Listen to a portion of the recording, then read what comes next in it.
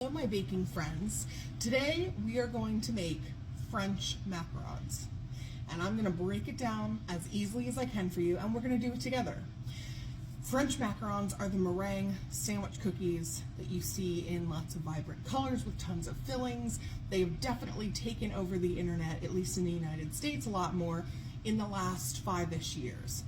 I have been making macarons for 7 years, and still sometimes I get batches where I have to throw the whole batch out because it doesn't rise correctly. They are minimal in ingredients, but there are a lot of different factors that can affect your outcome. And that's why people say that they're so challenging.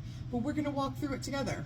So, French macarons. For this, you need a scale because we're going to weigh our ingredients. How we treat the ingredients, how long we mix the ingredients, and the physical amount of the ingredients makes a big difference in your final product. So I have found that I now use a recipe that weighs pretty much everything, and that has made a huge difference in my final outcome. I just switched my macaron recipe earlier this year from one that I used for years because it was just so inconsistent. This one, much more consistent. Food scale, on here, set it to grams. I got these little flexible silicone bowls off Amazon. They're amazing. You get a pack of 5. I'm gonna put one in the center. Make sure you zero it out so you're at 0 grams. This is gonna be really easy because we need 100 grams of powdered sugar, 100 grams of almond flour, 100 grams of white granulated sugar, okay? So let's do our 100 grams of white granulated sugar.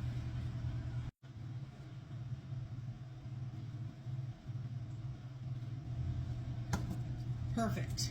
Now, I'm going to take 3 tablespoons of this sugar and put it into, you want to do a glass mixing bowl, or this attaches right to my mixer.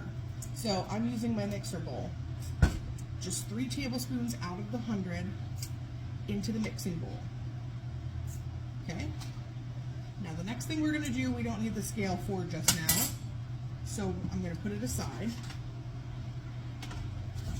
Into this, we are going to crack 3 large eggs.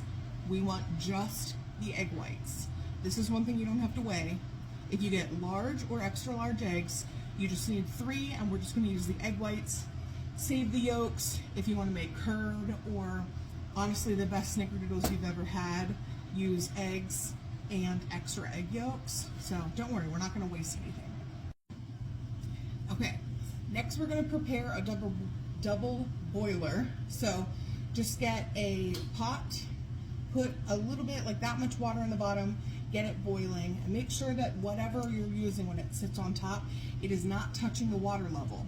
What we're going to do is just take a minute or 2 to dissolve the sugar into the egg whites and mix that up until it's a nice smooth consistency. This is also how you'd start a Swiss meringue buttercream. This is going to help our meringue be even more stable when we go to make our macarons, or macaron shells I should say. So you've got your 3 tablespoons of sugar, you've got your 3 egg whites in here. So like I said, it just takes 2 or 3 minutes. Don't have the heat up too high because we do not want to cook the egg whites. We just want to dissolve the sugar into the egg whites, and then we're going to put this right on the stand mixer with our whisk attachment, and we're going to start whisking into a beautiful meringue. So when it comes off the double boiler, it looks like this. It's foamy, and we're going to start to whip it. Now, you don't want to over whip your meringue, or that's going to make your shells deflate. So I like to start it on like a medium and let it get all foamy, and then we will add in the rest of the granulated sugar very gradually. Get yourself a bowl, and you will need a fine mesh sieve. Put that over the bowl. I have 100 grams of powdered sugar, or confectioner sugar, whatever you want to call it, and 100 grams of almond flour. I use a mix of Anthony's almond flour, which I get on Amazon, and the almond flour you can buy at Costco. There are varying coarseness amounts to almond flour, and however you want your macarons, you'll have to find the mix that works for you. Maybe you want them super fine. If you use a super coarse almond flour, the tops aren't going to be very smooth. They're going to be rougher and textured. If you use a super fine, you may not get the same chew that you want. I have just found this is the combo that works for me. Into the sifter, powdered sugar in. Now, we're going to sift these ingredients together, not once, not twice, but 3 times. And there will be some residual almond flour left over at the bottom that's going to be really coarse that you would have to force through the mesh sieve, which we're not going to do. You actually discard that. It's a little less than a tablespoon each time, and I will show you what all of that looks like. Do not worry. Okay, so the first sift is through, and here is what is left.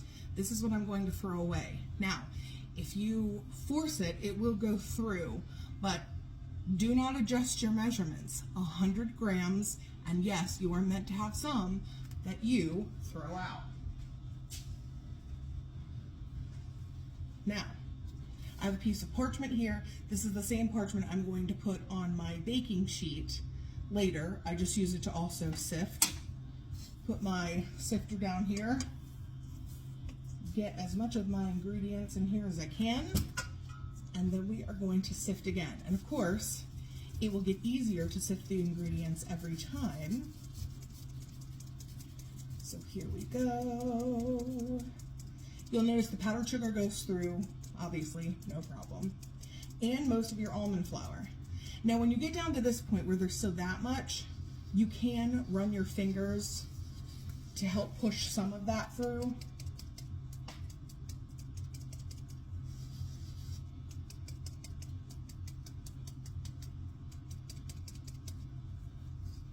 We've got that much left.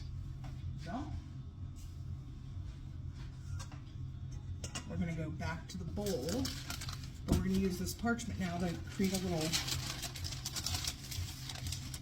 little funnel.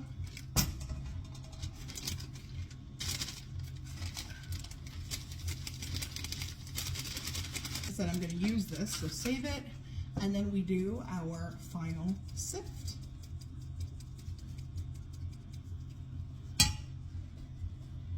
We have our dry ingredients here. We have our meringue here. We're going to combine the two. Now, if you're doing your macarons all one color, you can go ahead and add your food coloring now. I am going to split these into 2 different colors. So I am going to start mixing first, and then I will separate. So what we're going to do next is just continue to fold in the meringue with the dry ingredients. This process is called macaronage, okay? Hence macarons. So what we're doing is combining the 2 things, and it's going to look very separated and chunky at first, and you're like, how is this ever going to come together? It is actually going to get thinner the more that you mix it. So over mixing or under mixing will affect the shells of your macaron. So how do you know if it's over or under mixed? There's some trial and error there, but what I can tell you is I use the figure-8 test. So if you can, obviously I can't at this point, but pull the batter up with your spatula and make a figure-8 without the batter breaking, you're good to go. That has not let me down. Now, if you can make 5 or 6 figure-8s without it breaking, you've gone too far. So you got to look for that right combination. Now, like I said, if you're doing all one color, put your color in right away. Mix it all together because you don't want to over mix it. So you don't want to mix it first and then mix in your color. Now, because I'm doing 2 colors, I'm doing a pale yellow, and we're going to do some pink. I'm going to mix it and then separate it, added my colors, and then finished mixing it to do the figure 8 test. Another thing with macarons is the color in here is not going to be the color when they bake. They kind of change colors in the oven. So you want your shells to look darker than your desired color before they're baked, because once they bake, they're going to kind of lighten up. So if you want a super vibrant yellow, it needs to look yellow here, okay? Also, they're really pretty just without any color. What I forgot to mention with the meringue is that if you would like to, you can add some vanilla extract or almond extract, peppermint, whatever you want. Just a teaspoon of it to flavor that. I add a little bit of vanilla to mine. Okay, so at this point, got a nice thick chunky batter. I'm going to separate it, dye them, and then I'll show you the figure 8 test. All right, let's figure 8 test it. So this is, I got my pink.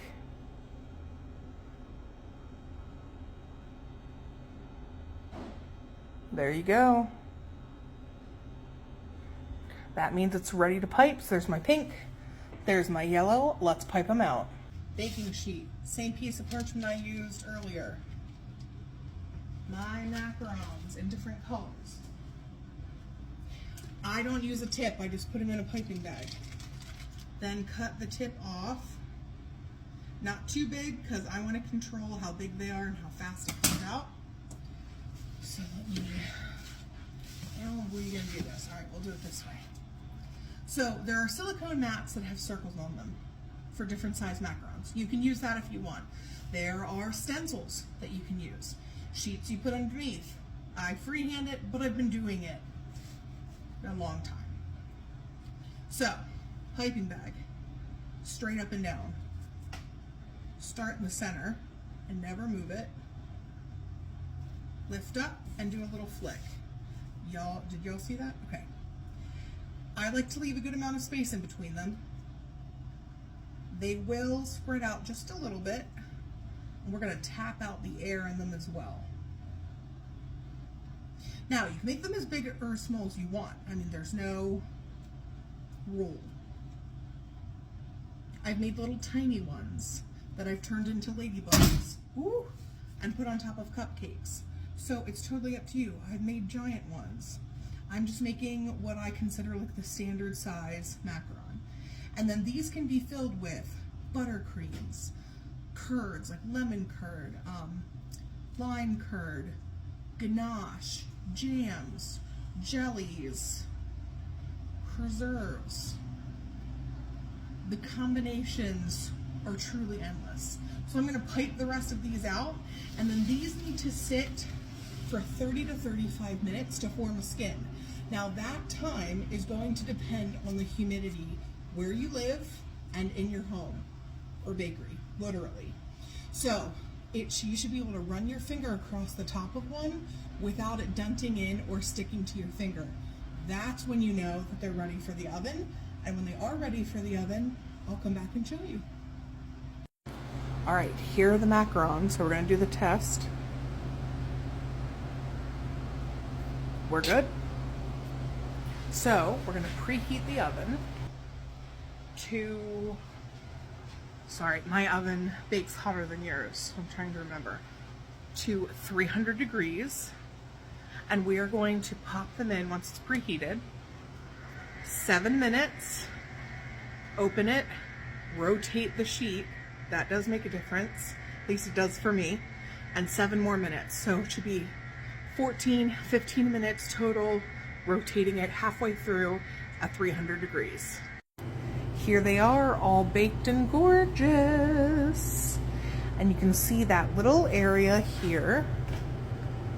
This right here, where it's risen up, is called a foot, or they have nice feet. But you don't ever want them to be so high that they are hollow inside, where it's like the top and then the bottom and then there's a lot of air. If that happens to you, you have probably overmixed your batter. I am going to add in some pictures at the end of this video here where you can see all different kinds of macarons that I've done, putting them on cakes and towers and such, like I said. And I hope that you try this and they work out for you. If you have any questions or want to see other videos like this, drop it all in the comments below. Don't forget to like and follow.